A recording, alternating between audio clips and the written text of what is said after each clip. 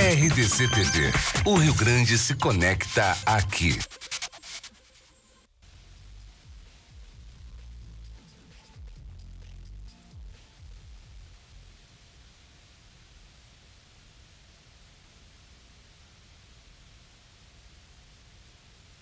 Programa de fim de noite de segunda a sábado. Aqui, especialistas debatem os principais temas da atualidade que interferem na vida dos gaúchos e das gaúchas. A palavra Estado, com letra maiúscula inicial, é uma forma organizacional de natureza política, tendo como limites a Constituição Federal e o conjunto das leis. As funções tradicionais do Estado englobam 3 domínios: poder executivo, poder legislativo e poder judiciário, desempenhando em uma nação papéis políticos, sociais e econômicos. No período eleitoral, principalmente, boa parte das discussões são ocupadas pela polarização dos que defendem de forma linear um Estado mínimo e os que enaltecem a necessidade de intervenção do Estado na economia como formulador de políticas. Mas, dentro do nosso atual contexto político e econômico, qual seria o tamanho necessário do Estado? Para debater sobre este tema, recebemos e agradecemos as presenças do professor de Ciência Política da Universidade Federal do Rio Grande do Sul, Maurício Moia. Do professor de Economia da pós-graduação da Uniriter e da FADERGS, Christian Kuhn. Do professor, cientista político e deputado estadual eleito pelo Partido Novo, Fábio Osterman. E do empresário e conselheiro do Instituto de Estudos Empresariais, Roberto Rachevski. Rachevski, desculpe. Não, sem problema. A sua participação no programa é essencial. Envie pergunta ou dúvida para o WhatsApp 99815-9990. E você quer o seu comentário na tela? Envie mensagens através do Facebook/RDC TV Digital e do Twitter. E não esqueça de utilizar a hashtag Cruzando as Conversas. Eu gostaria de começar pelo Moia, perguntando, Moia, qual seria o tamanho do Estado? Bom, aí essa questão não é simples de responder, até porque envolve preferências pessoais de cada pessoa. A questão entre Estado mínimo e Estado máximo, eles são 2 polos, 2 ideias, e assim como nunca, que ao longo do tempo as sociedades buscaram, por meio de decisões políticas, definir o tamanho do Estado que lhes cabia, que lhes era interessante naquele momento histórico, né? Então, houve em diversos países, o Estado ora foi maior, ora foi menor, e com suas vantagens e desvantagens. Eu acho que essa é uma discussão que sempre que existe desde o século XVII, quando os pensadores ingleses estavam formulando o que deveria ser a República, né, como a gente tem hoje, e o Estado representativo. Então,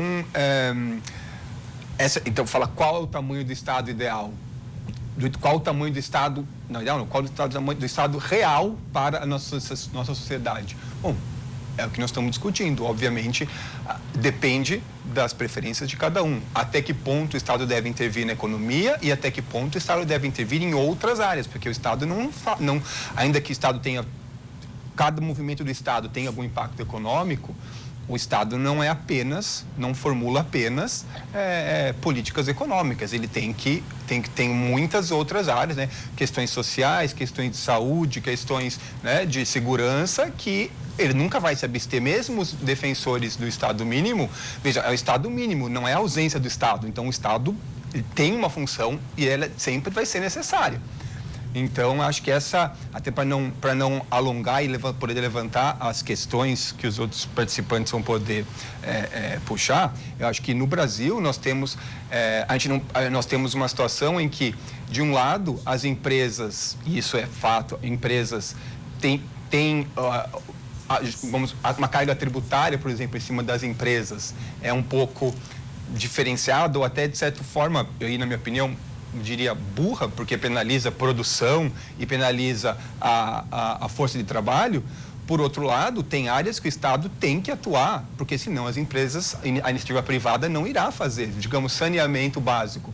Em que locais, por que nos municípios menores, no interior, não tem saneamento básico? Se fosse lucrativo, o Estado não precisaria fazer, e não precisaria, as empresas já teria saneamento básico, porque as empresas estariam lá. Então, cabe ao Estado estimular algumas áreas, regular algumas áreas. No Brasil, ele deveria, aí indo para questões concretas, há áreas no Brasil, setores econômicos, que o Estado deveria estar mais presente. E há setores econômicos que o Estado deveria estar menos presente, deveria aliviar a sua mão. E acho que ao longo do programa nós podemos falar de questões concretas. Obrigada. E para você, Christian Kuhn, qual seria o tamanho do Estado? A gente tem que partir de alguma base, né? Eu prefiro partir do conceito que vem a ser um Estado mínimo. Porque quando a gente percebe, assim, quando que se apregoa com relação a um Estado mínimo hoje, que é um Estado mais voltado, mais focado em educação, saúde e segurança, obviamente que daí então as privatizações são necessárias, porque hoje o Estado acaba interferindo em outras atividades. Então, para quem defende o Estado mínimo, ele precisaria ter uma privatização, por exemplo, de estatais de infraestrutura e até alguns órgãos que teriam que deixar de existir. Ao mesmo tempo, claro que daí para esse Estado mínimo eu teria que ter uma carga tributária menor do que eu tenho hoje, né? Porque afinal eu teria um custo também para a máquina do Estado. O que eu entendo é que, dadas as necessidades que o Brasil, vamos pensar assim no caso do Brasil, né? Ou até mesmo no caso do Rio Grande do Sul, dadas as nossas necessidades de sermos um país em desenvolvimento, um país que tem uma série de dificuldades ainda na área social, a gente pregar um Estado mínimo, eu acho que ele é aquém das nossas necessidades. Também vejo o seguinte, a gente discute muito essa dicotomia entre Estado e, às vezes, o setor privado, e se esquece de falar das parcerias que existem entre esses dois setores, que é fundamental, principalmente num sistema capitalista como o nosso. Então, o setor público, ele auxilia, sim, o setor privado, tem essa capacidade. Existem vários exemplos no mundo em que eles atuam em parceria.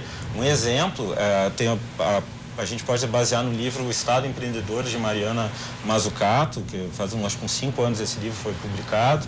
E ela fala, por exemplo, papel da pesquisa básica, dos estudos em universidades federais, que é uma etapa importante que sai a invenção de uma série de inovações que depois o setor privado atua. Esse período de invenções que são feitas, são estudadas ali no período de pesquisa básica, isso, se não tiver um Estado atuando, eu acabo onerando o setor privado, porque ele vai ter que se responsabilizar por uma etapa que é pouquíssimo lucrativa. É um custo de pesquisa e desenvolvimento altíssimo. E o Estado atuando nessa área, ele alivia o setor privado para poder se focar na pesquisa aplicada, e que aí sim é uma etapa que dá a oportunidade de maior lucratividade e reduz o risco. Então, a gente às vezes fica nessa dicotomia, falsa dicotomia entre setor público e setor privado, quando na realidade a gente tem que ver onde é que o Estado pode até ajudar o setor privado. E aí tem essa questão importante que o professor Maurício falou, com relação à infraestrutura. É muito complicado, às vezes, o setor privado se responsabilizar por serviços de utilidade pública, como é o caso do saneamento, em que eu tenho lá áreas de concessão, vamos dizer assim, alguns municípios que têm uma maior densidade demográfica e, por conta disso, por ter maior PIB per capita, elas oferecem maior lucratividade, né? E, por outro lado, a gente percebe assim que tem alguns municípios que são rurais, que têm maior extensão de terra, e é mais difícil, assim, tu ter uma mesma lucratividade. Aí, o que vai acontecer se tem uma empresa privada? Ela vai ter um incentivo, né, porque ela busca o lucro, ela vai ter um incentivo de dar predileção para aquelas localidades onde tem maior lucratividade. E o que vai acontecer com a universalização, que é o principal objetivo do serviço de utilidade pública? Então, acho que isso aí tem que ser também levado em consideração quando a gente fala em estado mínimo e estado máximo. Acho que a gente tem que cuidar também para que o setor privado não seja onerado com atividades que não são onde ele tem melhor resultado, que é principalmente na prestação de bens e serviços privados. Obrigada. Osterman. Bom, eu acho que a discussão é absolutamente pertinente, especialmente dentro desse momento que a gente vive, em que, lamentavelmente, se discute muito mais questões... O nível de debate político, acho que é um consenso entre os membros desse painel aqui, nível de debate político nas eleições, tanto presidenciais quanto para o governo do Estado, está muito baixo em termos de... especialmente no âmbito federal, na verdade. Aqui no governo do Estado, felizmente, pelo menos ainda se tem um debate a respeito das atribuições e do que o governo deveria fazer, o que deveria debater, mas eu imagino que os colegas não dependam, obviamente, o tipo ideal de Estado máximo, ficando a nossa divergência muito mais na ideia de que nós defendemos que o Estado deveria fazer menos para fazer melhor, e vocês defendem, imagino, que o Estado deva fazer mais, suponho também, para fazer melhor. Mas, na minha opinião, existe uma dissonância entre a expectativa e a realidade nesse sentido. Porque hoje no Brasil, as evidências do dia a dia da política têm demonstrado muito claramente que o governo, que a forma de Estado que vem sendo implementada no Brasil, especialmente a partir do advento da Constituição de 88, falhou. Se por um lado tivemos diversos avanços em termos de liberdades democráticas, tivemos grandes decepções no campo do desenvolvimento econômico e humano, que obviamente decorre do desenvolvimento econômico. Não existe desenvolvimento social e humano sem desenvolvimento econômico. A gente precisa entender isso. Para fazer com que as pessoas tenham acesso a bens materiais de melhor qualidade, a gente precisa aumentar o dinamismo da nossa economia e permitir que o setor privado faça o que faz bem, que é gerar riqueza. E a Constituição de 88 consagrou um modelo de Estado excessivamente pesado, que não cabe no bolso e nem nas costas do pagador de impostos brasileiro. E aqui no Rio Grande do Sul a gente vive isso de uma maneira ainda mais dramática, porque por ser um dos estados com formação de um estamento burocrático mais antiga, e por ser também uma população que já teve o seu boom demográfico no passado e que hoje é uma das populações com média de idade mais alta, consequentemente, que vem perdendo a mais alta do Brasil, né? Vem perdendo o seu dinamismo econômico a olhos vistos. Isso se torna ainda mais urgente a gente reformar o nosso Estado com E maiúsculo, mas também o nosso Estado com E minúsculo, no que toca ao âmbito do governo do Estado. E o Rio Grande do Sul acaba servindo, de certa maneira, como um aviso para o resto do Brasil, né? A gente, infelizmente, se tornou velho antes de ficar rico, mais ou menos aos moldes da Grécia, da Itália, só que com um agravante de crueldade que decorre do fato de que a gente é muito mais pobre que eles. Então, o nosso pleito por um Estado mais enxuto, mais reduzido em suas atribuições, é muito mais derivado do fato de que a gente entende que o governo hoje não tem condições materiais, orçamentárias e nem gerenciais de ter um governo que abranja tantas atividades, do que propriamente de uma ideia assim, tipo, não, tem que diminuir porque tem que diminuir ou coisa do tipo, mas eu acho que certamente a gente vai ter condições de aprofundar isso aí ao longo do debate. Obrigada, Rachevski. Bom, eu acho importantíssimo esse debate. Em primeiro lugar, muito obrigado pelo convite. É um prazer estar aqui discutindo com vocês. Para fugir um pouco do tema do dia a dia, Fábio, eu acho que é importante a gente entender qual a função e qual a natureza do Estado, antes de discutir qual o tamanho dele. A função e a natureza do Estado, elas não são subjetivas, como o Maurício sugeriu no início da colocação. Quer dizer, nós não podemos deixar o tamanho do Estado à mercê de qualquer um. Qualquer tirano que resolver criar o Estado máximo imporá sobre nós um estado de coerção que certamente nós não concordaremos. Da mesma maneira, poderíamos ter também a anarquia. Alguém resolve que não se tem Estado e nós vivemos aqui, uns se degladiando com outros, à mercê daquele que tiver o poder de força mais contundente. Ora, se não é subjetiva a definição do que deve ser o Estado, da onde nós vamos tirar então a ideia de que o Estado é necessário e que ele seria um bem necessário, inclusive, e qual o tamanho dele? E eu recorro à realidade, para que a gente possa realmente definir isso. De que maneira? Nós, seres humanos, nós precisamos exercer determinadas atividades para que possamos existir simplesmente, para que possamos viver, para que possamos manter a nossa vida, para que possamos buscar a nossa felicidade. E o governo visa exatamente nos permitir, protegendo os direitos que nós temos para que isso seja possível de acontecer. Quais direitos? O direito à vida que nós temos, o direito à liberdade que nós temos, o direito à propriedade que nós temos e o direito à busca da felicidade que nós temos. O governo tem o objetivo e usa da sua natureza coercitiva exatamente para proteger esses direitos daqueles que querem coibir que nós possamos exercê-los para que a nossa vida seja possível e para que a nossa felicidade seja alcançável. Eu dou um exemplo muito simples aqui, não vou tomar muito tempo. Se nós vivêssemos numa ilha isolados, somente nós, somente uma pessoa numa ilha, ele teria liberdade para criar aquilo que ele entenderia necessário para a sua vida, não é? Ele juntaria aquilo que seria necessário para que isso fosse possível, ou seja, a sua propriedade, e ele usaria aquilo de uma maneira que permitisse que ele fosse feliz. Ele isoladamente, ninguém estaria ali para impedi-lo de fazer isso. A minha visão é que quando nós passamos para um contexto social, esses direitos, eles se mantêm com a pessoa e o governo serve para proteger, para que esses direitos possam ser exercidos. É óbvio que nós não vivemos isolados numa ilha.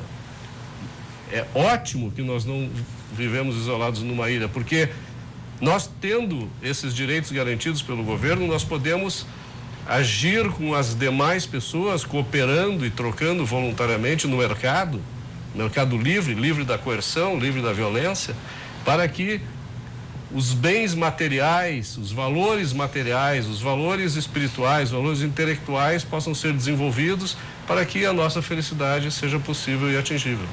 Então, essa, para mim, é a questão fundamental na discussão, se o Estado, ou, para resumir, o governo, ele deve ser limitado e ao que ele deve ser limitado. Então, para mim, o Estado, ele tem que ser limitado à defesa e à proteção dos nossos direitos individuais para que a gente possa ter uma vida condizente em sociedade.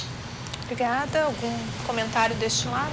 Não, primeiro eu gostaria só de esclarecer que eu não falei a palavra subjetiva, meu colega também não falou a palavra subjetiva aqui, então acho que a gente é bom ser bastante objetivo nas nossas frases e ter bastante cuidado com os nossos argumentos, que todos aqui somos bastante educados e cuidadosos nas nossas falas, justamente porque estamos aqui debatendo... É que tu falaste que o Estado depende do interesse... O tamanho do Estado depende da preferência da sociedade. Então, preferência não é subjetividade. Preferência não é subjetividade. As preferências podem ser argumentadas, podem ser sustentadas em fatos, sustentadas em gostos. Isso não é subjetividade. Eu não discordo de nenhum outro ponto do que ele falou, só que ninguém falou subjetividade. Justamente, o Estado tem essa função, o Estado... foi, digamos, o Estado moderno, né, que foi pensado para garantir as liberdades individuais, a propriedade. Isso é um debate riquíssimo, interessantíssimo, sim, feito por Locke e Fillmore, que depois foi incorporado por Hobbes, ficou mais famoso, mas o debate principal era com Fillmore, né, sobre qual era a função essencial do Estado, para além da monarquia, né? Esse é um grande debate aqui, eu acho, né? Isso é interessante porque se o Estado hobbesiano, na verdade, é quase um Estado tirânico. Tanto que o nome do livro do Hobbes é o Leviatã. É o Estado tirânico que nos salvou da tirania da natureza. Exatamente. Então acho que essas questões são importantes, mas acho que é bom voltar não ficar só na parte ideal, até para o nosso telespectador ter capacidade de aplicar ao nosso momento. O Brasil, então, tem ideias, no limite tem uma ideia, um Estado mínimo e um Estado totalitarista, que domina todas as ações. Óbvio que nenhum dos dois é perfeito e os dois vão ter vantagens e desvantagens. Não, Estado máximo não teremos vantagens. Talvez para quem estivesse no poder. Para quem estiver no poder. Para quem estiver no poder. Para quem estiver no poder. Nós temos que pensar também o que é o Estado máximo. Por exemplo, o Estado máximo comunista, bom, aí ele é o Estado máximo mesmo, ele se adona de tudo. Agora, a gente sabe que existem vários tons de Estado, né? Podemos dizer assim, 50 tons de Estado. E aí o que acontece é que, se a gente for ver, bom, o Estado que seria maior, tons de Estado. Sair um Estado um pouco mais voltado, maior do que o mínimo, que eu acho que vocês têm mais afinidade. Eu entendo assim, a gente está às vezes na contramão do que está acontecendo no resto do mundo. A gente hoje, por exemplo, eu estava lendo uma matéria de um município, uma cidade da Europa, que eles transformaram o transporte público gratuito. O transporte público está gratuito, e aí aqui a gente fala, por exemplo, às vezes em privatizar as empresas. Qual é o PIB per capita dessa cidade? Não, é óbvio que a gente tem que levar isso em consideração, mas assim, eu vejo que o modelo que se fala está lá, é óbvio que a gente tem que levar em consideração, isso é um fator importante, mas isso não é o único fator, né? A gente tem que ver o que a gente quer buscar. A gente vê que em outros países assim tem, por exemplo, estatais. A China, por exemplo, tem uma State Grid, que é uma empresa chinesa que adquiriu o grupo CPFL, grupo privado nosso aqui. A gente tem também, por exemplo, a Enel, que comprou a Celg e a Eletropaulo aqui, que é uma empresa italiana, do governo italiano. A gente fala às vezes em privatização, e nós temos casos assim aqui no Brasil de estatais que estão vindo aqui adquirindo ativos. Então, e aí qual é a discussão de Estado então que a gente quer?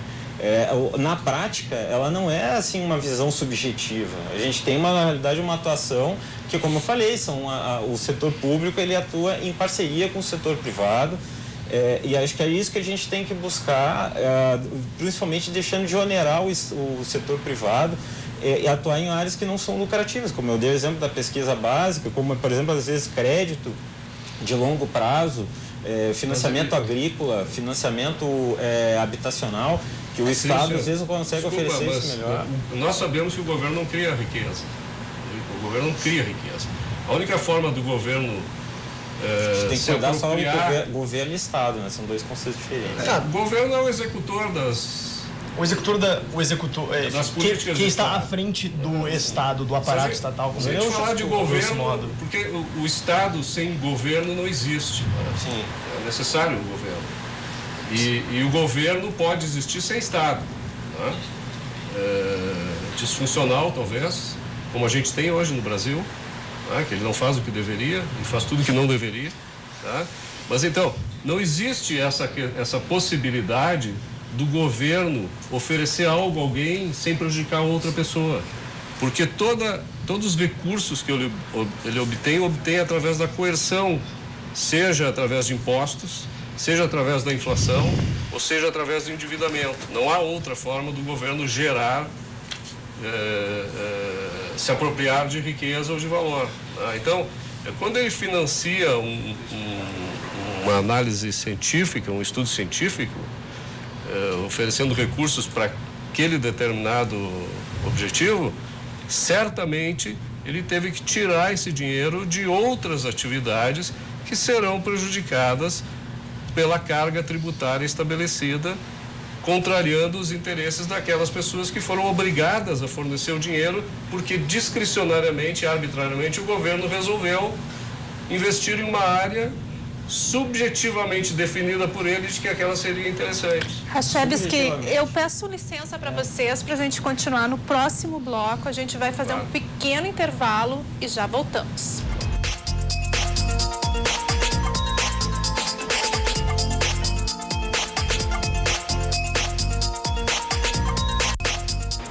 Estamos de volta e o Cruzando as Conversas desta noite está debatendo sobre Estado mínimo e Estado máximo. Fábio Osterman, o que você gostaria de comentar com relação ao bloco anterior que a gente estava estava debatendo. A gente abordou alguns temas importantes, como, por exemplo, acho que vale a gente ressaltar um pouquinho sobre a gênese do Estado. O Estado surgiu, claro, em cada local o Estado surgiu de uma maneira muito específica, mas na tradição do Estado Nacional moderno, ele surgiu de uma maneira razoavelmente orgânica, de forma a prover um serviço básico que precisava de ganhos em escala para prover, que era o serviço da segurança. Especificamente, não só a segurança de manutenção da ordem dentro dos territórios, mas também da segurança contra ataques externos, né? Especificamente ali, ao final da Idade Média, no início da Idade Moderna, havia aquele fluxo muito grande de hordas bárbaras vinda do Oriente, então os pequenos feudos europeus tinham que se organizar para prover pela sua segurança mútua. E assim eles encontraram a maneira de, via de regra, né, especificamente na Inglaterra e na França se formou assim, que foram reinos menores, pediram para algum senhor feudal mais rico para prover pela sua segurança em troca do pagamento de algum tributo. E o Estado foi, ao longo desses 500 anos, adquirindo mais e mais atribuições, como disse Maurício, a partir da preferência da sociedade organizada, de certa maneira, por meio do processo político. Mas acho que a gente precisa entender também as limitações desse processo político e do próprio processo de tomada de decisão coletiva por meio da democracia. O século XX, que acho que foi o século do triunfo da democracia, como, se não o meio perfeito de se tomar decisões, ao menos o meio menos ruim disponível para a humanidade até o presente momento, mostrou também algumas limitações, como, por exemplo, a facilidade por meio do qual a democracia de massas é cooptada e, digamos assim, hackeada por grupos organizados para conseguirem se locupletar da coisa pública. E o Brasil é um exemplo perfeito disso. No Brasil, lamentavelmente, se tem essa prática espúria e muito deletéria, que é de ignorar as coisas que acontecem sob os nossos narizes, como é o fato, por exemplo, do lobby. No Brasil, vergonhosamente, o lobby não é uma atividade regulamentada ou reconhecida por lei. Isso faz com que o lobby deixe de existir. Porque no Brasil se tem essa ideia de que, não, se a gente fizer de conta que a coisa não existe, a coisa vai desaparecer. Não, gente. Se a gente proíbe, ela desaparece. Se a gente proíbe, ela desaparece, né? Não, a coisa não desaparece, a coisa só se torna ainda mais vinculada a interesses espúrios e a incentivos mal estruturados. É o que acontece no Brasil hoje. Se tentou influenciar esse processo, por exemplo, acabando com a doação de pessoas jurídicas para as eleições. E o que aconteceu é que se teve que aumentar o financiamento público, que na minha opinião é imoral, se tomar mais dinheiro do pagador de impostos, que já é extorquido diariamente, para custear campanhas. É uma vergonha isso, né? E também, obviamente, isso não acabou com o Caixa 2. O que acaba com o Caixa 2 é a gente mudar o sistema eleitoral, transformar o sistema eleitoral de uma forma mais descentralizada, por exemplo, por meio do voto distrital, e, claro, ampliar a transparência, o poder dos mecanismos de controle e o acesso da sociedade civil sobre os dados públicos, né? E também, claro, a liberdade de imprensa, que lamentavelmente é fortemente cerceada justamente no período em que ela deveria ser ressaltada a sua importância, que é o período eleitoral. O período eleitoral é um período em que a liberdade de imprensa está permanentemente cerceada, sob o risco de ser acusada dos veículos de imprensa serem acusados de estarem favorecendo um lado ou outro. Então, na prática, eles acabam tendo sua atuação cerceada e também os cidadãos acabam tendo sua liberdade de expressão cerceada. Rachevski. Complementando o que o Fábio está colocando, essa discussão Estado mínimo e Estado máximo passa necessariamente por essa intervenção brutal, no meu modo de entender, do Estado, através do processo eleitoral, quando cria o fundo partidário e o fundo eleitoral, que, no meu modo de entender, são formas de suprimir a liberdade de expressão dos indivíduos. Porque a partir do momento em que o governo proíbe que empresas, que são indivíduos em grupos, né, ofereçam financiamento para aqueles políticos que defendem as ideias que esses empresários defendem, e o Estado coloca os impostos retirados coercitivamente das pessoas para financiarem os partidos políticos, de modo que, inclusive, eu ou tu financiemos aqueles com os quais nós discordamos, né? Isso nada mais é do que tolher a liberdade de expressão, que é a força maior que nós, indivíduos, temos contra o Estado, seja ele mínimo ou seja ele máximo. Né? Então, é extremamente importante essa questão do cerceamento da liberdade de expressão, que é o que acontece e tende a acontecer quando o Estado cresce no seu poder de coerção sobre a população. Eu acho que esse ponto de liberdade de expressão é até importante a gente lembrar que não só na imprensa, mas nós vimos recentemente ações nas universidades, né, que, independente das justificativas, algumas delas foram abusivas, outras mais meritórias ou legítimas ou não, mas houve uma ação, um cerceamento da liberdade de expressão. Então, acho que isso também é um ponto importante. E só para ver como a gente concorda em algumas coisas, eu também acho muito pernicioso o fundo partidário. E também sou contrário à proibição da doação de empresas privadas. Tem que permitir doar e ficar registrado. De forma transparente, né? E todo mundo saber quem financia quem. Eu acho que eu vou ficar sozinho nessa questão, porque eu vou dizer por que eu discordo das empresas privadas poderem fazer doação, né? Não tem problema eu ficar aqui sozinho nessa. Quer trocar comigo? Porque acho que a empresa privada, ela acaba usando seu poder econômico, né? Obviamente diferente de um indivíduo, e a empresa ela vai ter um poder maior para conseguir colocar lá, financiar, e obviamente que um político, então, financiado por uma empresa privada, com um valor muito mais expressivo, ele vai tender a dar prioridade, a atender as interesses dessa empresa em detrimento dos indivíduos. Então, acho que a partir do momento que a gente faz com que a pessoa doe como pessoa física, eu acho que faz com que, então, aí fica marcado quem é o indivíduo, né? Seja ele empresário, seja ele um funcionário público, e está lá registrado quem é que ele está apoiando naquela eleição, quem é que está financiando. Mas isso, uma coisa não exclui a outra também, né? A gente fomentar... Porque eu acho que a empresa, pode ser resolvido com teto para doação. A pessoa jurídica, né? Eu entendo que é um desvio da função da empresa. A empresa Por exemplo, não tem que ser envolvida nisso. Achei que nessa eleição a gente teve envolver é o empresário, né?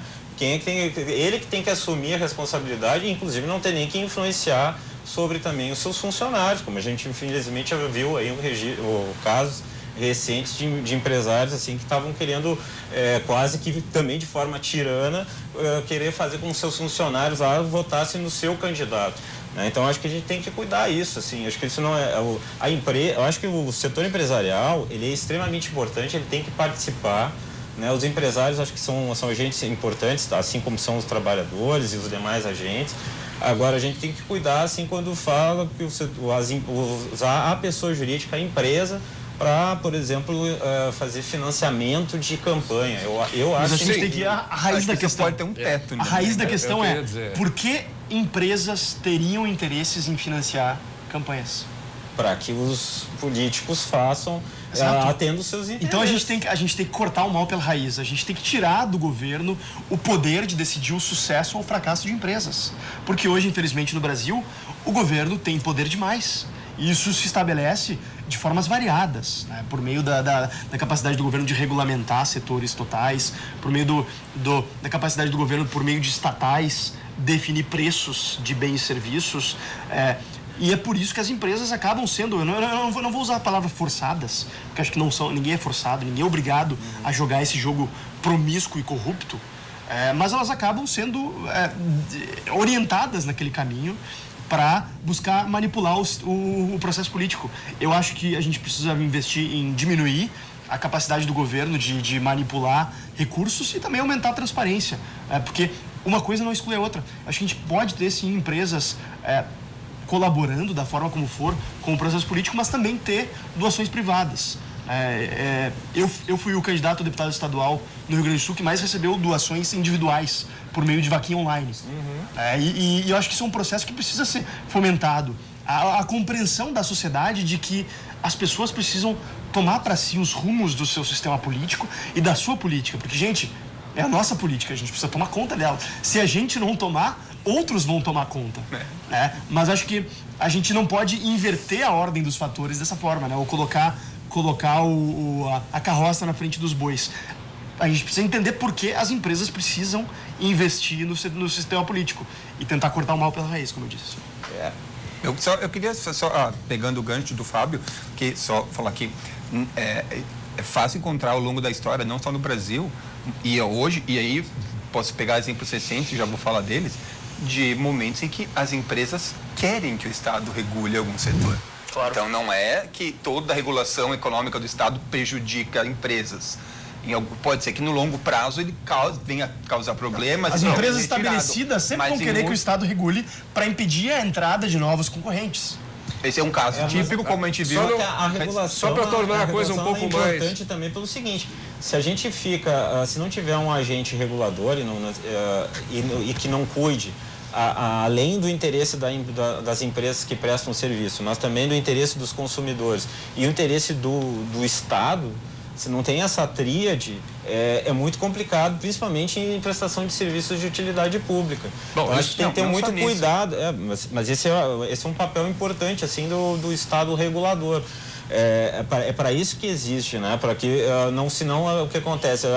Seja aí no setor privado ou até mesmo um ente público, ele pode acabar sendo tirano, porque é um monopolista às vezes naquela atividade e acaba tendo um preço muito mais elevado e com uma qualidade muito inferior. Então tem que ter algum agente que possa regular isso. Na prática mesmo. Não em serviço privado. Isso não acontece. Por quê?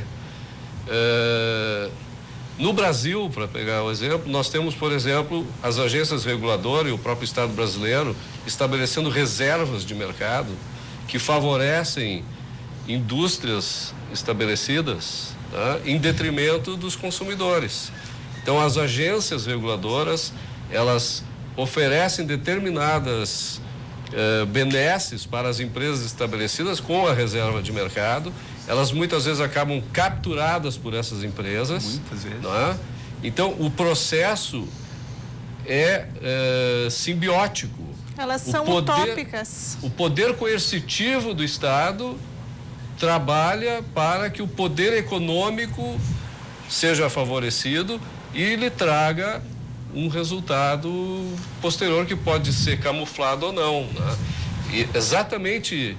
E não se fala apenas das empresas, podemos falar de todas as corporações, sejam as corporações de trabalhadores sindicalizados, sejam as corporações de burocratas do próprio governo ou os próprios políticos, né? A questão do fundo partidário, o fundo eleitoral, por exemplo, criou uma dicotomia absurda entre a corporação política e a sociedade. Quer dizer, os políticos hoje não precisam mais defender as nossas ideias. Eles são financiados com dinheiro que nos é extorquido, eles defendem o que bem entenderem, eles podem se aliar com essas corporações que a gente conhece e sabe como funciona. Então, quanto mais poder tiver o Estado perante a sociedade, e a sociedade eu digo aí consumidores, empresários, empreendedores, trabalhadores de um modo geral, pior será a relação dentro da sociedade que deveria estar se relacionando de forma livre, de forma competitiva, para que todos nós pudéssemos fazer as escolhas necessárias para que a gente tivesse uma vida melhor. Pois é, mas aí o que acontece é o seguinte, se os agentes, sejam eles do setor privado ou do setor público, se eles não tiverem uma outra postura, não adianta só eu passar do setor público ao setor privado se as pessoas continuarem agindo da mesma forma. Não, mas nós temos instituições diferentes. Né? Porque a gente bota muita culpa no sistema. Sabe que a questão é uma questão de incentivos. É que a gente bota a culpa no sistema e parece que as pessoas não têm responsabilidade. Não. E eu vejo muitas vezes assim uma vitimização que eu acho desnecessária. Se nós vamos falar que alguém é vítima, então todos nós somos vítimas, né? E não é só mudando o sistema completamente que isso vai mudar. Quer dizer, as pessoas não assumiram a responsabilidade sobre seus atos. Como é o nosso, num sistema cleptocrático como é o nosso, todos nós somos vítimas e todos nós somos algozes, porque nós vivemos em torno do Estado essa ficção, né? Como Mas nós o mercado falamos. também é Como tu uma falaste ficção, Não, o mercado não é uma ficção. Olha só, Acho que a grande questão é tão etéreo quanto o Estado. A grande questão subjacente Onde aqui é o mercado? é o fato de que a gente precisa mudar os incentivos que estão postos. Hoje no Brasil, infelizmente, por causa dessa estrutura estatal gigantesca e mal posicionada, o que a gente tem é uma sociedade em que cada vez mais rende mais se buscar o empreendedorismo político, né? Aquilo que na ciência política a gente chama de rent seeking, ou seja, a busca de renda por meio do processo político, do que a busca pelo lucro num processo de mercado, que é o que fez com que as sociedades prósperas, essas as que tu aludia, essas que chegam ao ponto de poder oferecer transporte coletivo gratuito para os seus cidadãos, 100% dessas sociedades chegaram nessa solução, não por meio da expansão desmedida do governo e do Estado sobre a sociedade, mas sim por meio de um mercado que permitisse que as pessoas colaborassem e cooperassem, porque o mercado nada mais é do que um processo por meio do qual as pessoas cooperam. O mercado não é um monstro que vive numa caverna, às vezes assim... É o Estado. Não, claro que não. O Estado também é um produto das decisões da sociedade. Mas o mercado, ele é muito assim, eu não acho que o mercado deve ser nem endeusado, nem endemoniado. Não, mas existe o mercado é um existe uma fruto da diferença. sociedade. Nem o Estado. O mercado é um fruto da sociedade. Desculpa, Não tem que Fábio. demonizar ninguém. Claro que Existe tem, uma claro que tem diferença diferença. fundamental entre o mercado e o Estado. O mercado, ele age produtivamente para criar valor, tá? As trocas e as relações devem ser voluntárias, e o Estado, que foi o início da nossa conversa, a sua natureza e a sua finalidade é o uso da coerção. É que o mercado canaliza os incentivos para produção, enquanto que o Estado canaliza os incentivos para predação. Essa é a grande diferença. O Estado é uma força redistributiva e não produtiva. O Estado não cria riqueza. Sim, O Estado mas não é- distribui recursos. Por isso que o Mas Estado não deve é ser que seja limitado. predatório. Pode chegar num Estado, mas No Brasil, numa situação Maurício, predatória. um Estado que tira 35% do que a sociedade produz então nós para temos- não nos oferecer ou o mais. básico, que Então, é a mas aí nós- segurança e e aí- a administração da justiça. Então, e eu acho que aí você toca no ponto que eu acho que a questão, a gente pode discutir se o Estado brasileiro é muito grande e funciona mal. A questão é, ele é grande porque funciona mal? Ou ele funciona mal porque é grande? Na verdade, ele funciona mal. Funciona mal, Então, né? a Estamos nesse questão, consenso, então né? a questão temos um problema de eficiência antes de ter um problema de tamanho. Ou tamanho a gente pode Mas será que eles ser não estão discutido. ligados Talvez ele seja umbilicalmente? sim. Não, então, mas é possível.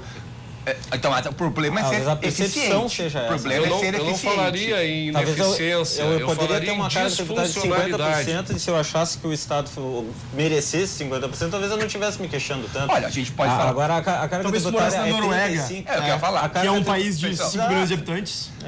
Então, e que tem... Mas a carga tributária, por exemplo, nossa é 35%. Só que se a gente tirar todas as transferências, a gente reduz essa carga aí para bem mais... De 32% vai para 15%, a carga tributária líquida. Então Isso o se tu não Estado ele considerar- mas- passa os subsídios de previdência, os programas sociais, ProUni e tudo mais. Bom, aí a gente tem 15%. Esse 15% é muito ou pouco? Vai depender justamente dessa questão da eficiência. Se eu tenho um Estado que ele oferece serviços com qualidade, se ele cumpre as suas funções primordiais, se ele consegue gerar... vocês falaram que o Estado não gera valor. O Estado ajuda o setor privado a gerar valor, como estava falando no exemplo da pesquisa básica. Ao regular, Né? alguns mercados, Ele pode. oferece alguns serviços na parte de pesquisa básica, oferece alguns serviços que são de serviço de utilidade Mas esse pública. valor é criado por terceiros, não é criado Não, pelo Estado. O ela Estado retira de alguém ela e proporciona que o setor apropria em outro privado, lugar. ela proporciona que o setor privado possa se direcionar. Nada aonde garante ele- que o setor privado não fizesse essa alocação O de recursos setor de forma privado mais pode se eficiente e direcionar. produtiva por conta própria. Bom, eu Na verdade, discordo. o que a gente vê, inclusive, Eu acredito que o setor privado ele pode se dedicar àquelas atividades onde ele tem mais Vamos falar de rentabilidade. questões práticas. BNDES, tu acha que deveria ter a atuação que tem hoje, escolhendo Mas o campeões setor privado nacionais, quer assumir canalizando? o crédito de longo prazo, nunca assumiu A gente isso não na sabe, realidade. a gente não sabe, porque Não, o mas BNDES existe o há 50 anos. Mas o setor privado nunca quis isso para si. Mas o BNDES existe há 50 anos, a gente não sabe, não houve o desmame. Não, o setor privado. Quando Mas é que hoje- a classe empresarial reivindicou Hoje a qualquer oferta de empresa crédito de longo médio prazo? prazo, Mas quem qualquer é que empresa vai de médio porte investir a tem longo acesso ao mercado prazo de no capitais. Brasil pensando em 30 anos com um Então, por isso que precisa governo do BNDES. que interfere na economia como o nosso interfere. Mas é e o que o setor impossível privado, ter o que o empresariado segurança brasileiro jurídica fez? para começo de conversa. O empresariado BNDES é brasileiro mais fez um pra peão contra isso? dentro desse sistema de incentivos perversos postos pelo Estado brasileiro, que acaba criando um mecanismo muito conveniente, especialmente para o grande empresariado, para conseguir empréstimo a juros baixos, abaixo do mercado, às custas do pagador de impostos brasileiro, que acaba arcando com as operações do BNDES, E do trabalhador que poupa, capta recursos no mercado a preço de mercado e oferece para os amigos do rei ou da rainha, dependendo, enfim, de quem seja à frente, Juros Não subsidiados. partilho dessa visão. Eu acho que às vezes a gente fica colocando, eu volto a dizer, nós estamos colocando aqui o setor público contra o setor privado. Eu acho que a gente tem acho que é função do governo, então, ter Eu acho bancos. que a gente tem que É isso? tentar. Alguns bancos, eventualmente banco de fomento, Eu tem acho que áreas aquilo que não, que o setor privado não há tem áreas que interesse, tem não tem incentivo, a rentabilidade, iniciativa sim. privada não vai investir e não Mas vai. quem disse que a iniciativa privada não vai existir? Não, porque não vai investir. É sempre o caminho. Não vai É investir. sempre o caminho contrário, perceba. Eu acho que perceba. É interessante que Por os exemplo, países em que ano onde- foi criado o Banrisul, o Banco do Brasil, a Mas são Caixa, bancos comerciais. o Bancos comerciais BNDES. e banco Tá, de fomento. vamos falar então sobre BNDES, BRDE e Badesul, que são os que estão sob a nossa esfera de atuação. Quando foram criados? Eles foram criados há muito tempo. A gente não tem como verificar se o setor privado conseguiria prover isso ou não. A minha hipótese é que sim, conseguiria. Sem dúvida. Especialmente se a gente Ele abrir teve mais o interesse. mercado de Até crédito. porque Hoje a gente tem cooperativas de crédito, algo que nem se imaginava Sim, que hoje. se teria. Mas a gente vive hoje. Sim, Então tá na hora de a gente desafiar essa visão de que, não, a gente tem os bancos de fomento, então a gente precisa manter. Não, os bancos de fomento são mecanismos de canalização de crédito por meio de incentivos políticos e não incentivos técnicos de mercado, porque simplesmente os agentes que estão lá são indicados políticos. Eles não têm o incentivo para saber, para buscar informação, porque o emprego deles não depende de uma alocação eficiente. O bônus dele no final do ano não depende da indicação suficiente. o que eu estou achando Indicação interessante, Qual é o banco que eu tô achando privado interessante, que Cris, tem interesse em oferecer, então, assumir o lugar do BNDES? o que eu estou achando Eu tenho interessante é que é o certeza que seguinte, vários é bancos que o pessoal está internacionais já defendendo o teriam Estado feito essa máximo mesma para ação. O BNDES o oferece uma benefício das competição privadas. desleal que tira a possibilidade desses bancos entrarem no mercado para competir. E, infelizmente, o que as pessoas não percebem é que essa competição do BNDES ela é feita às custas do pagador de impostos brasileiro e do trabalhador que paga via FAT. colocar isso que eu acho interessante. Vai lá. Vocês estão se colocando a favor do Estado máximo, vamos dizer assim? Máximo, entre aspas, para defender... Do estado os in- atual, do para- status quo, digamos assim. Para defender os interesses de empresas privadas que se servem do governo, que capturam o governo para terem lucros ou ganhos imerecidos. É isso que vocês estão fazendo. E nós aqui estamos fazendo o oposto. Nós queremos que o Estado saia. Curiosamente, justamente nós somos não- do Instituto de Estudos Empresariais, não- eu e o Roberto somos... Há 40 somos anos que eu honorários. defendo que as corporações, sejam elas de empresários, de sindicatos ou os burocratas do governo, deixem de ser assistidas com privilégios oferecidos pelo Estado, porque o Estado, para dar esses privilégios, necessariamente precisa violar os direitos das pessoas, sejam elas os trabalhadores, os empresários, ou enfim, o resto da população, porque usando da coerção que o poder do Estado permite, ele tira de uns para dar para outros. Esta é a sociedade cleptocrata que nós vivemos. E é isso que nós precisamos acabar. Comentar? Não, só de novo, nós estamos aqui debatendo e eu não estou defendendo o Estado máximo, mas e eu não vou acusar novamente, porque eu não vou, enfim, mas vamos manter a conversa no nível intelectual e sem colocar palavras na boca dos outros. Mas um ponto que o Fábio tocou, que eu acho que é importante, parte desses desvios, dessa degeneração que ocorre entre o Estado, a sociedade e, consequentemente, as empresas aí no meio. Você falou que o sistema eleitoral é um problema, mas eu acho que no Brasil a questão é o sistema partidário. São as regras partidárias em relação Estão às ligadas ao sistema eleitorais, eleitoral, exatamente, não é só que acabam, digamos, proporcionando boa parte dos defeitos que o professor mencionou dessa cleptocracia. Eu tenho uma palestra, acho que o Fábio talvez tenha visto, dei uma palestra, eu falava o Estado como butim. o Brasil é o Estado como o butim. E é justamente eu abordo, uso esse conceito do rent seeking, que o Brasil, sim, a ideia no Brasil, a cultura do Brasil, e até essa talvez seja uma das causas do Estado brasileiro ser tão grande, é que todo mundo quer chegar ao Estado. Exatamente. Todo mundo quer chegar ao Estado. Certo? Vias diretas ou indiretas. Então, e quando você chega ao Estado, você não usa o Estado é um fim e não um meio para realizar algo. Então, o Estado acaba sendo um fim e aí isso gera um desvio, é claro. Então, eu acho que isso... E isso possivelmente, pelo menos pela lógica, poderia resultar num Estado grande, porque todo mundo quer entrar e a partir do momento que você entra, você não quer sair. Então o Estado só cresce e cria regras para proteger quem está dentro. E então, eu acho que esse é um problema real no Brasil. Quando o nosso Estado é ineficiente, as pessoas, quando entram no Estado, se sentem como privilegiadas e como premiadas e não como alguém que está lá para fazer alguma missão para melhorar a sociedade. Ela se apropria do Estado. Isso é uma cultura, nos ele quer ter a cultura do espírito público, né? De servir a sociedade. Uma vez que o Estado tem uma função justamente que é promover o bem-estar da sociedade, dos seus indivíduos, e não dos seus funcionários. Ou das empresas ou das pessoas que estão associadas a ele. Mas, infelizmente, o Brasil, o Estado brasileiro veio implantado em 1808, né? E essa cultura se enraizou, né, desde então. Então, eu acho que, sim, nós temos um momento em que nós estamos revendo o papel e o tamanho do Estado no Brasil, e isso é fundamental. E aí, voltando para a fala inicial do Fábio, a Constituição brasileira, de fato, ela veio num momento, ela consolidou um tipo de Estado que já estava em decadência. Lamentavelmente, já estava promulgada um ano antes da queda do Muro de Berlim, né?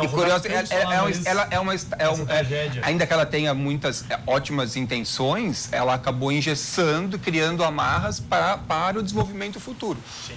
Tanto é a quantidade de emendas constitucionais que nós temos hoje, né, que todo governo teve que implementar para poder fazer suas políticas. Então, isso prova como justamente o Estado brasileiro é grande e amarra todas as áreas. Isso é importante rever. Mas, por outro lado, certamente haverá setores em que o Estado terá que se manter ou terá que criar incentivos, criar regulações para que, se ele mesmo não atue, a iniciativa privada seja incentivada a atuar. E, nesse caso, não vai ter outra. Se ele vai ter que dar incentivos para empresas, ele vai ter que, como o Estado não gera riqueza, mas ele tem que administrar impostos, ele vai ter que pegar impostos de um lugar para colocar em outro. Criar incentivos para a iniciativa privada atuar. O Estado precisa abrir espaço para a iniciativa aparecer, para o processo empreendedor poder acontecer e o empreendedor fazer o que ele faz, que é descobrir novas maneiras de satisfazer a necessidades que às vezes as pessoas nem sabiam que existiam. Mas vamos falar um ponto concreto. Como você vai fazer uma obra de levar saneamento básico para uma cidade pequena ou menor, afastada, que não tem? Como você vai só permitir que uma empresa privada atue lá? Num setor que, claro, obviamente é um monopólio natural, certo? Então, é um monopólio natural, saneamento básico. Posso convidar para responder daqui a pouquinho? Vamos lá, eu convido para que a gente continue depois. Vamos fazer um rápido intervalo e nós já voltamos.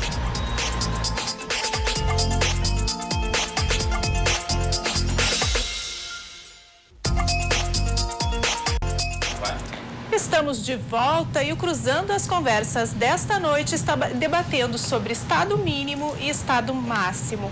No bloco anterior, o Maurício Moia deixou uma pergunta referindo-se de como seriam realizados o saneamento básico, onde não tem, sem incentivo do Estado.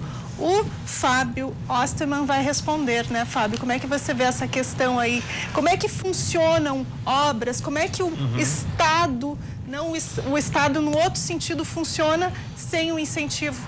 Acho que a gente está no Brasil muito preso a certos modelos mentais que limitam não só a nossa capacidade de desenvolver outros setores, mas também a nossa capacidade de entender a própria dinâmica da atuação do Estado.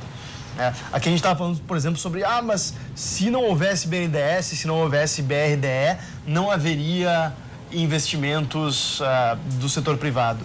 Não tem como afirmar esse tipo de coisa. A gente não tem como afirmar esse tipo de coisa porque a gente não nem sequer se permitiu. Estamos falando do crédito esse tipo de longo situação. prazo, né, para a indústria. Nos Estados Unidos tem banco estatal de crédito. Não, o que se tem é um mercado de capitais desenvolvido, é um arcabouço institucional de segurança jurídica que permite que as pessoas façam investimentos de longo prazo, permite que as pessoas invistam, inclusive, que fundos de pensão financiem obras de infraestrutura. Aqui no Brasil a gente não tem, porque no Brasil a gente vive de 4 em 4 anos essa montanha russa. Essa loucura de que o Brasil vai virar Venezuela, não vai virar Hong Kong, não vai. Enfim, a gente vive essa permanente instabilidade e esse sobe e desce de expectativas que é muito ruim. A gente está agora diante de uma outra, inclusive, né? Fábio, para complementar o que tu está dizendo, a gente precisa pensar no seguinte, as cidades, elas se criaram porque as pessoas resolveram migrar do campo para a cidade atrás de novas oportunidades, através de uma vida melhor. Então, os consumidores, no caso dos serviços hoje públicos, né, eles deverão também, para o seu próprio benefício, procurar aquelas regiões onde os serviços são oferecidos. Se não há lucratividade ou não há interesse de oferecerem serviços para determinadas populações, porque essas populações elas não têm renda suficiente ou escala suficiente para isso, existe a possibilidade da migração, sem dúvida alguma. Na própria sociedade brasileira, hoje nós temos uma população vivendo no meio rural infinitamente inferior do que a que nós tínhamos há 50, 60 anos atrás, por razões econômicas, por razões de que as cidades passaram a oferecer aquilo que o campo não oferecia. Então, e outra, existe, pela interferência governamental, uma perda de capacidade produtiva de tal monta que a sociedade brasileira acaba vivendo boa parte na pobreza e alguma parte na miséria, que realmente não tem condições de fazer a aquisição daqueles bens necessários para que a vida seja melhor. Se eu colocar uma situação, então, que eu não vou mais oferecer um serviço porque, enfim, não é lucrativo, e aí, então, as pessoas têm a possibilidade de migração, eu não estou ferindo as liberdades individuais das pessoas, de repente, querem ter preferência de ficar naquela localidade, vou ter que obrigar a pessoa... Mas ninguém está obrigando a pessoa a mudar. Se ela não tiver a opção de migração... Olha só, está confundindo o conceito. Ninguém tem o direito a ter a sua circunstância subsidiada pelo resto da sociedade. Eu quero viver no pico da neblina, por exemplo, e vou obrigar que o Estado faça a instalação de energia elétrica e esgoto para lá? Mas se aquela sociedade quer viver dispersa e ela gosta daquele estilo de vida, por sua conta e risco. Ela não pode ter o Estado para ela? Mas o Estado é mantido por todas as pessoas. Será que as pessoas devem ser obrigadas a manter um estilo de vida de outras pessoas simplesmente porque querem estar lá? Fazer isso na sociedade. Eu gostaria de retomar a pergunta. Se o Estado não for fazer, quem vai fazer então? A sociedade. Colaborando. Os empreendedores que tiverem interesse de prover aquele serviço a partir do momento em que o serviço se demonstrar viável e o resultado for lucrativo. Quer dizer, ninguém pode ser obrigado a fornecer aquilo que não quer para alguém que tem uma demanda, um interesse qualquer. O conceito de liberdade que o Christian levantou, de que as pessoas elas têm que ser livres para optarem e poderem ser servidas onde estão, é um conceito de liberdade inexistente. Liberdade nada mais é do que a ausência de coerção. Ninguém pode ser obrigado a fazer aquilo que não quer. Isso é liberdade. É um conceito baseado na ideia de direitos positivos, né? Que as pessoas têm direitos a que o resto da sociedade o que é uma perversão. Então, liberdade para mim é ausência de coerção. Então, ninguém pode ser obrigado a fornecer algo para outra pessoa à revelia da sua vontade. Né? Mas não geraria uma bagunça também se a gente não tivesse uma certa organização? Mas maior do que a gente vive hoje. Mas nós vivemos no caos, o governo gera o caos. Eu acho que quando a gente está falando de municípios, quando a gente fala de prefeituras, não necessariamente seja a visão de caos como o Roberto está pregando, né? Na realidade, o que a gente... A gente não está pregando visão de caos, a gente está pregando um outro tipo de ordem, mas uma ordem que não seja instaurada. Ordem espontânea. Pelo aparato Quando a gente fala de prefeituras, né, existem prefeituras que são bem geridas, inclusive tem indicadores da Firjan, que é um instituto privado, né, que observa que tem algumas prefeituras que são muito bem geridas e acabam gerindo bem os recursos públicos a contento da população. Só que a gente tem que prever, nesse caso do saneamento, tá? Que ele necessita ter ganhos de escala para que tenha lucratividade, que precisa de renda. Existem localidades que não têm essa condição, porque são municípios pequenos, a população é esparsa, né? A renda é baixa.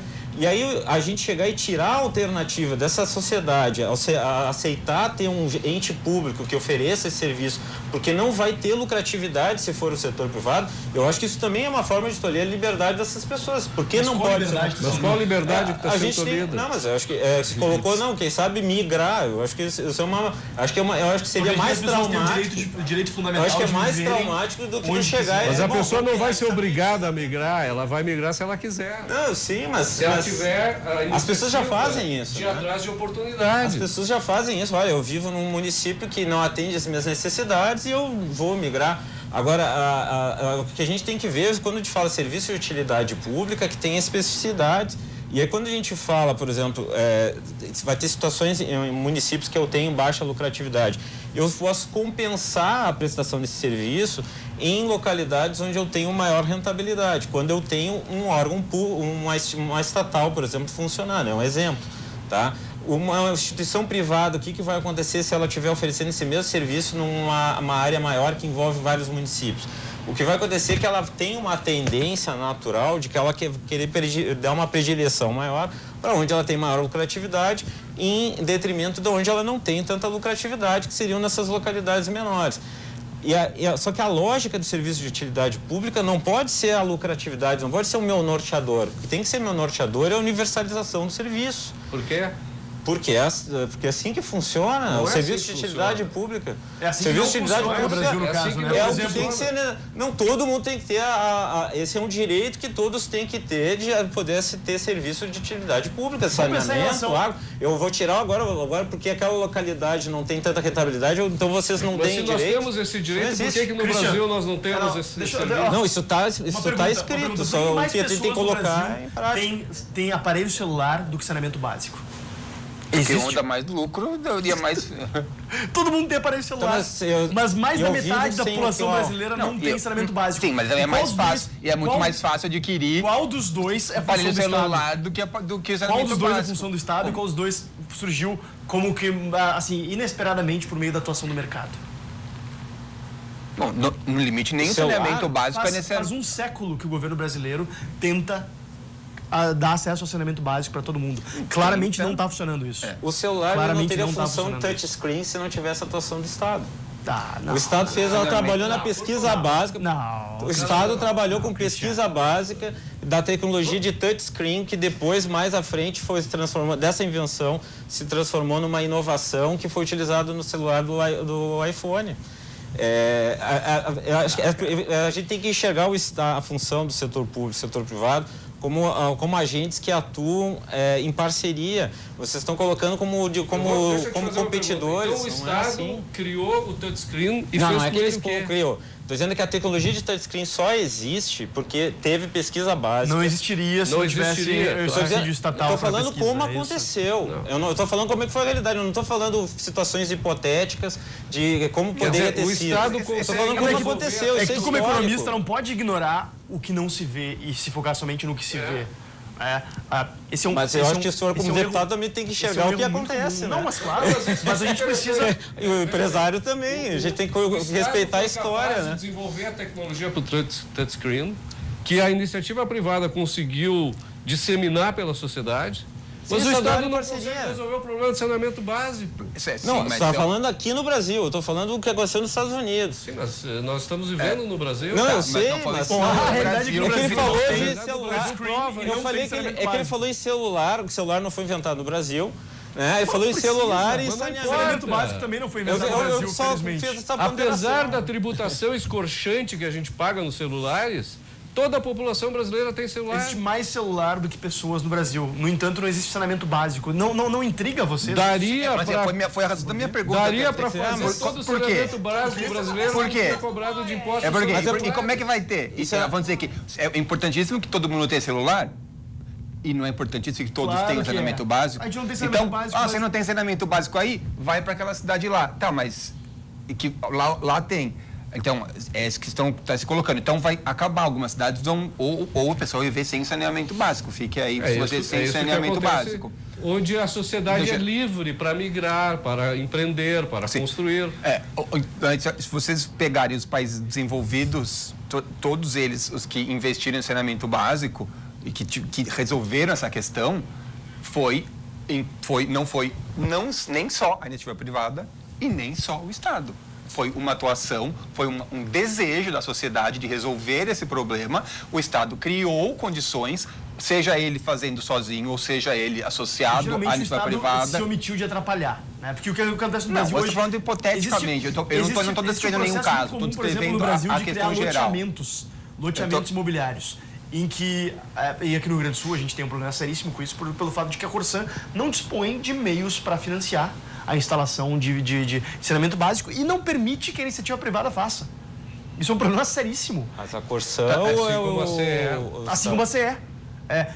Se se permitisse mais liberdade para o cidadão, ou para o condomínio de cidadão, que é o exemplo que a gente estava falando antes, de cooperar livremente. Desculpa só corrigir, deputado. Assim, não são as empresas que impedem isso, na verdade. Não, é o Estado. Estado que impede isso. É o Estado. É o Estado. As empresas, elas têm seus contratos de concessão e elas acabam prestando É esse o serviço. Estado, mas a Corsan é um braço Ah. estatal. A Corsan tem sua atuação Mas ela não tem limitada por um responsabilidade sobre arcabouço isso, né? institucional Eu gostaria, inclusive- muito restrito, Eu lamentavelmente. gostaria, inclusive, de trazer uma frase de uma filósofa, escritora que eu aprecio muito, que chama-se Ayn Rand.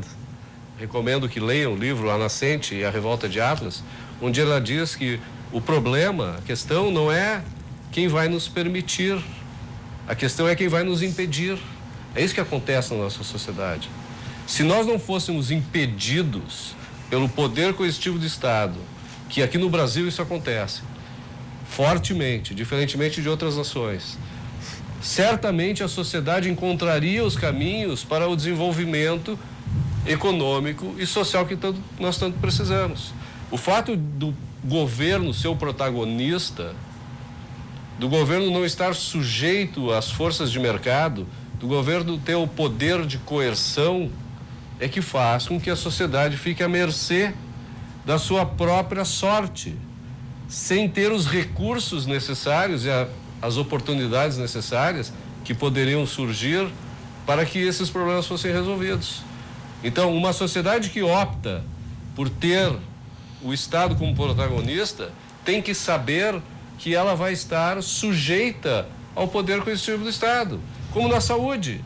Se hoje o Estado nos provê saúde universalmente, ele também nos determina o que nós vamos comer, no caso da aposentadoria, com que idade nós vamos nos aposentar. Quer dizer, o Estado acaba mandando na nossa vida, porque nós fazemos esse trade-off coercitivamente, né? Não é nem uma escolha nossa. E porque a gente voluntária. aceita as coisas porque hoje elas são assim e parece que elas têm que ser assim, mas não, a gente mas não eu precisa só queria aceitar as daí, então coisas. voltar o programa está se caminhando para o fim, acho que a gente pode ir voltar para o ponto que é a questão do Estado mínimo, Estado máximo, as virtudes e os vícios da ação estatal e da iniciativa privada, né? Obviamente, bom, a gente já falou aqui, mas eu queria lembrar que eu acho que o motor da sociedade não é o Estado, e sim é a iniciativa privada. Mas isso não quer dizer que o Estado vai deixar de existir ou não vai deixar de intervir e criar condições, intervir hora mais, hora menos, para criar pelo menos em tese, em tese, aprimorar ou melhorar ou regular a iniciativa privada. Em alguns setores, ora em outros setores. E isso, na verdade, isso é o cerne da existência do Estado. E essa Deixa eu terminar. Aí, eu quero só lembrar de alguns casos recentes, né, onde a iniciativa privada, empresas foram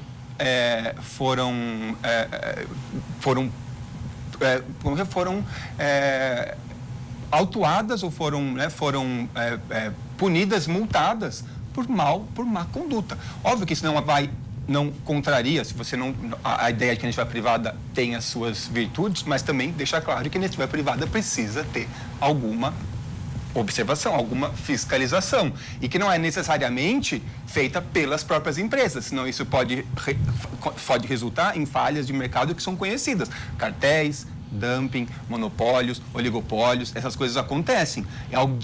Então faz parte do Estado, ora de maneira mais eficiente, ora de maneira menos eficiente, atuar nisso.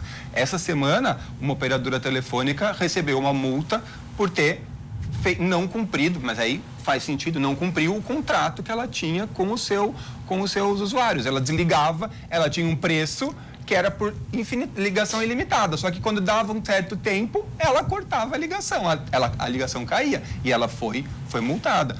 A Volkswagen, né, a gente só pode falar, burlou os testes, embutiu um software no carro que burlava os registros de emissão de poluentes.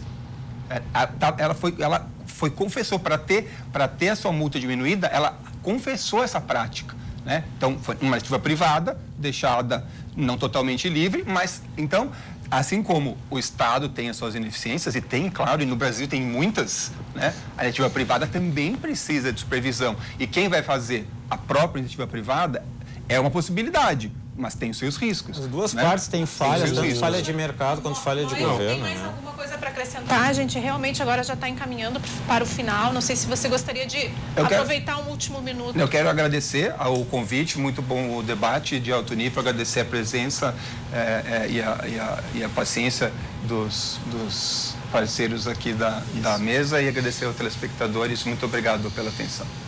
Christian, pode fazer a sua consideração final, pode usar um pouquinho mais que um minuto. Tá, ok. Bom, eu quero também agradecer o convite, assim, gostei muito aqui da primeira vez que eu participo, né, e foi muito bom, assim, os colegas aqui também, a gente criou um debate bem instigante, bem interessante, foi de alto nível. E eu acho que assim, acho que a gente sai daqui com muito mais conhecimento. Eu, pelo menos, aprendi bastante nesse debate também. Mas eu acho que acredito assim que esse é um tema que ele merece mais atenção, que a gente possa ter outros ambientes assim que a gente possa debater. Acho que essas variações que a gente tratou aqui, né, porque ele é um tema bastante amplo. Eu acho que tem vários temas que a gente acho que podem surgir desse debate de Estado máximo, Estado mínimo, como relação, por exemplo, à atuação em algumas áreas específicas, né? Então, a questão, por exemplo, você falou da saúde, da educação. Então, também pode ter esse debate, por exemplo, educação pública e educação privada, saúde pública, saúde privada, enfim, né? Então, acho que eu acho que seriam também variações interessantes que podem surgir a partir desse grande tema, assim, Estado máximo e Estado mínimo. Obrigada, Christian Kuhn.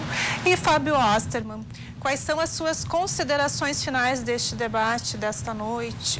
Acho que eu queria parabenizar novamente a produção do programa por escolher esse tema, porque eu acho que esse tema, sem exageros, é o tema mais importante do debate público no Brasil hoje. Que tipo de Estado nós queremos ter? Hoje no Brasil a gente vive uma crise de expectativas em relação ao que a Constituição de 88 e a formação histórica do Estado brasileiro nos prometeu. Que claramente não se conseguiu atingir essa promessa, e essa crise institucional que a gente vive hoje, que está atingindo o ápice com esse segundo turno catastrófico que a gente está tendo na eleição presidencial, entre duas visões autoritárias, cada uma à sua maneira, que estão se contrastando agora e vão se contrastar nas urnas no domingo. Isso decorre da falta de aprofundamento desse debate, eu acho, inclusive. Acho que a sociedade precisa tomar conta desse debate e entender as limitações do governo, as limitações da capacidade do Estado em nos entregar tanto quanto foi prometido. Por isso que eu acredito que o Estado deve ter sua atuação reduzida em relação à sociedade e permitir que as pessoas sejam mais livres. No mais, quero agradecer muito aí pelo altíssimo nível do papo aqui. É um prazer rever o Maurício, que foi meu professor no programa de pós-graduação da URGS, quando fiz uma disciplina lá. Um prazer conhecer o Christian. Sempre bom estar com meu amigo Roberto Rachevski. Somos companheiros de trincheira na defesa da liberdade, na defesa de um debate público mais aberto e que leve em consideração o fato de que no Brasil a gente precisa aprender não só com as experiências de outros países, mas também com os nossos erros na construção do nosso Estado, para que a gente possa viver numa sociedade livre e próspera de verdade. Obrigada, Ostman. Roberto Rachevski. Realmente eu também agradeço o convite, é um prazer discutir aqui com todos vocês. Eu sou daqueles que não acreditam em falha de mercado. Eu acredito que existem aquelas pessoas que têm demandas que não são atendidas e aí subjetivamente julgam que haja uma falha de mercado.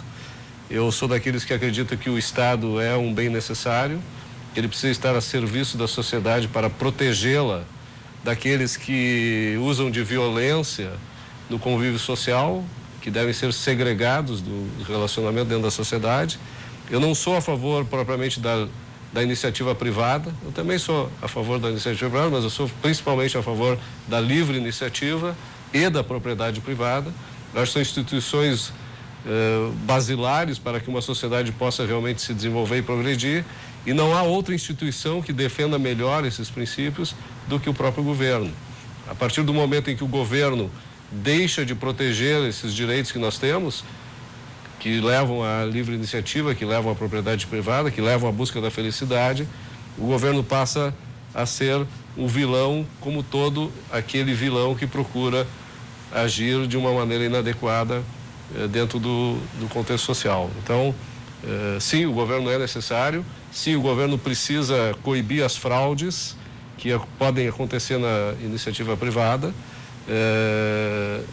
e um governo grande acaba sendo, na realidade, um incentivador de que essas fraudes acabem acontecendo. Então, o governo limitado na defesa e proteção dos direitos individuais, para mim, é o governo suficiente que nós precisamos. Muito obrigada, agradeço a vocês, debatedores desta noite, muito obrigada. Agradeço a você que nos acompanhou e te desejo um bom voto neste domingo. Boa noite e até mais.